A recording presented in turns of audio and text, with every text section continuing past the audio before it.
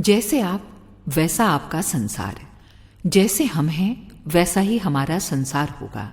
यदि हम सुखी हैं तो हमारा सारा संसार सुखी है, और यदि हम दुखी हैं तो सारा संसार, चाहे वो कितना ही सुखमय क्यों ना हो, दुखमय प्रतीत होता है। यदि हमारी मनोदशा भी सुख अनुभव करने लगे तथा सोचने लगे कि ये दुख हमें केवल अपने जीवन स्तर की सीढ़ियों पर चढ़ने के लिए परीक्षार्थ ही मिला करता है, तो हमें दुख की छाया छू भी नहीं सकती। जब हम इस प्रकार अनुभव करने लगेंगे तो वास्तव में हम दुख को सुख में बदल सकेंगे और अध्यात्म तत्व की ओर अग्रसर होकर दूसरों के दुख को भी सुख में बदल सकेंगे। ऐसा करने के लिए हमें त्याग और तपस्या की आवश्यकता पड़ती है, जिसकी प्रतिक्रिया हमारी आत्मा पर होती है।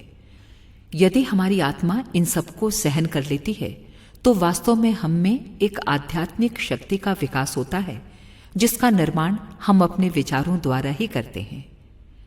आज हम चाहे जिस परिस्थिति में भी क्यों ना हो, अपने दृष्टिकोण को बदल देना चाहिए तथा अपने विचारों को सदा प्रसन्नता, आशा, शांति, शक्ति और प्रयत्न की ओर दौड़ाना चाहिए। कहा भी है, जैसे आप हैं वैसा ही आपका संसार है। अखंड ज्योति, मार्च 1951, पृष्ठ 17।